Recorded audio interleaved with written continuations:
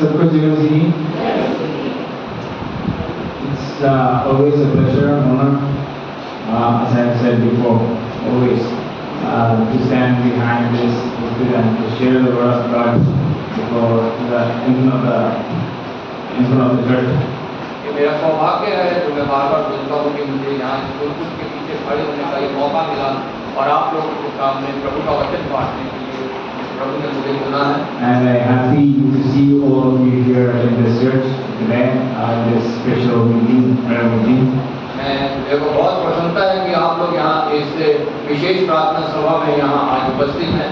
And I would like to welcome each and every one of you once again to this prayer meeting in the name of our Lord and Savior Jesus Christ. प्रभु यीशु मसीह के नाम से मैं आप सबका यहाँ पे स्वागत करता हूँ। So I have just 10 minutes in front of me. I will share a quick, a small exhortation in front of you. I would like to answer a couple of questions within this given time. मेरे पास सिर्फ यहाँ 10 minute है और मैं बहुत जल्दी से आप लोगों के सामने वचन पेश करूँगा और कुछ सवालों के जवाब दूंगा इस समय में। And today I would like to share about a prayer. आज मैं आप लोगों के सामने प्रार्थना के विषय में बताऊंगा। And I will not cover every angle of this prayer, but I will say a couple of things.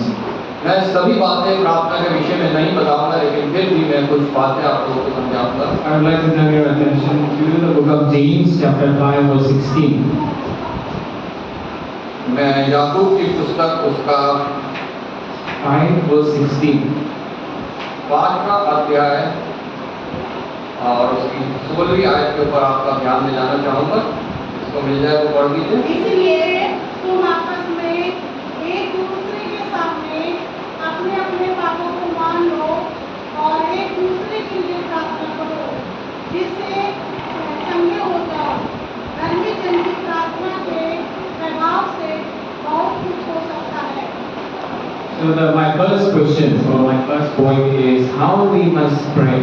मेरा पहला सवाल यह है कि हमें किस प्रकार से प्रार्थना करनी चाहिए। And here in verse 16 it says, confess your trespasses to one another and pray for one another. यहाँ याकूब 5:16 में इस प्रकार कहता है कि आपस में इसलिए आपस में अपने पाप को मान लो। And confession means what? We have to become, we have to reconcile with our friends. It could be our friends, it could be anybody, and we have to reconcile. We have to forgive if they have something.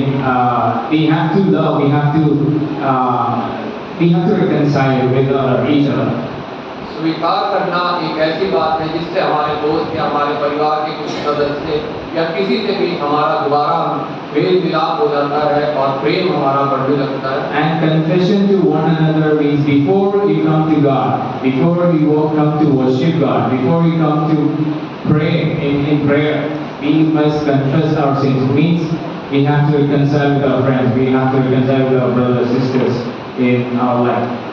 अपने गुनाहों का एक दूसरे के सामने अंगीकार करने से हमें प्रभु की वेदी के सामने आने का ब्याह होता है और हमारा आपस में भी एक दूसरे से मेल मिलाप हो जाता है। And if we have committed something against our God, definitely we have to confess our sins and we have to reconcile with God. We have to clean our lives. अगर परमेश्वर के खिलाफ हमसे कोई गुनाह हुआ है तो हमें परमेश्वर के सामने उसे मानना है ताकि परमेश्वर के साथ हमारा दोबारा से मेल मिलाप हो जाए। And if we pray to God, being a sinful person or a person who has the sin, then He will not hear our prayers. We must cleanse our life. अगर हमारे अंदर वो गुनाह पाया जाएगा और हमें उसकी क्षमा नहीं मिलेगी तो परमेश्वर हमारी प्रार्थनाओं को नहीं सुनेंगे और ना ही उसका उत्तर हमें मिलेगा। And in verse 15, just the preceding verse of this 16, that is 15, and the prayer of faith will save the sick. We must have faith in our prayer. How we should pray? We should have faith in our prayer. और इससे पहले 15वीं आयत में ऐसा लिखा है और विश्वास की प्रार्थना के द्वारा सब कुछ हो सकता है। And we must trust in God completely. We must not lean on ourselves, on our capabilities. But when there is an issue, when there is a situation, we must trust in God. We must we must have faith in God about what we are praying. अगर हम किसी परेशानी का किसी दुख का सामना कर रहे हैं तो हमें अपने तौर तरीकों से उसको नहीं देखना है, बल्कि हमें प्रभु से प्रार्थना करनी है ताकि प्रभु उससे हमें छुटकारा दे। We must believe that He is still in control, irrespective of the situation that we are going through. हमारी परिस्थिति चाहे कैसे भी हो, लेकिन हमें ये याद रखना है कि वो परमेश्वर के कंट्रोल में है, उसके नियंत्रण में। I hope the first question is answered here. We have to reconcile each other and we must have faith in our prayer. That is how we should pray. मैं सोचता हूँ पहले सवाल का जवाब हमें मिल गया है कि हमें आपस में एक दूसरे के साथ मेल मिलाप करना है, एक दूसरे के सामने अपने अपराधों को मान लेना है और अपनी प्रार्थना को पूरे विश्वास के साथ करना है। And my second question is when one should pray. और मेरा दूसरा सवाल ये है कि हमें कब प्रार्थना करनी चाहिए। And this is more like, if you ask me how many times Brother Joel you pray, I don't have an answer. अगर आप मेरे से पूछे कि भाई जोएल हमें कितनी बार प्रार्थना करनी चाहिए, तो मेरे पास इसका जवाब नहीं है। Because I cannot give you a number, 1, 2, 3, I cannot give you a number.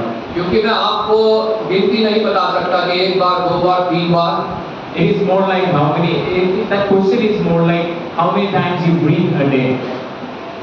ये सवाल इस प्रकार है कि दिन में कितनी बार आप सांस लेते हो। And we don't count, normally a person won't count how many breath we take. One. हम में से कोई भी नहीं गिन सकता कि हम दिन भर में कितनी श्वास लेते हैं। We don't count them.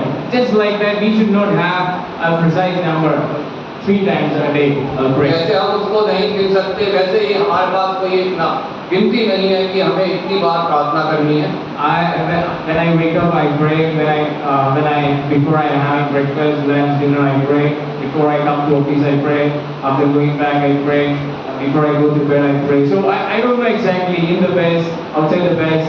I don't know जब मैं exactly. उठता हूँ मैं प्रार्थना करता हूँ, जब मैं अपना नाश्ता करता हूँ मैं प्रार्थना करता हूँ, ऑफिस आता हूँ मैं प्रार्थना करता हूँ, घर जाता हूँ मैं प्रार्थना करता हूँ, मैं जब अपना रात का भोजन करता हूँ प्रार्थना करता हूँ, सोने से पहले मैं प्रार्थना करता हूँ। लेकिन मैं ये नहीं बता सकता कि कितनी बार प्रार्थना करनी चाहिए। The word of God saying, pray without ceasing. परमेश्वर का वचन बताता है बिना रुके प्रार्थना करनी चाहिए। And there's a kind of statement. Prayer is not sparing, it is steering. यह एक कहावत है कि प्रार्थना जो है, Prayer is not a spare wheel, Stephanie. It's not a spare wheel. प्रार्थना जो है वो स्पेयर व्हील नहीं है, स्टेपनी नहीं है, जैसे गाड़ियों में स्टेपनी लगी रहती है, What is a steering wheel? वो एक स्टीयरिंग व्हील है। गाड़ियों का जैसे स्टीयरिंग होता है, इसलिए गाड़ी इधर उधर घूमती है, वो है। It means when we use a Stephanie, that means when our tire got punctured, then we use the Stephanie. When we got some problems in our life, that's not the moment when we come before इस God. प्रकार गाड़ी का जब tyre puncture हो जाता है तब हम स्टेपनी का इस्तेमाल करते हैं। ऐसे जब हमारी जिंदगियों में समस्या आती है हम प्रार्थना करते हैं। But steering wheel is something that we always engage with. So prayer is something that we should be in our life, and that's a constant. There should be a prayer that without ceasing we should pray. जब हम गाड़ी चलाते हैं तो steering wheel हमेशा जो है वो हमारे हाथों में रहता है, ऐसे ही प्रार्थना भी हमें निरंतर करनी है। So I hope I answered the question, the second question, when to pray. We have to pray without ceasing. मैं विश्वास करता हूँ मैंने इस सवाल का जवाब दे दिया है कि हमें कब प्रार्थना करनी है। And my third question is, why should we pray? मेरा तीसरा सवाल है हमें क्यों प्रार्थना करनी है। I request you to take 1 John 5:14. चाहूँगा आप पहला यूहन्ना उसका 5 का 4वीं आयत को निकालें।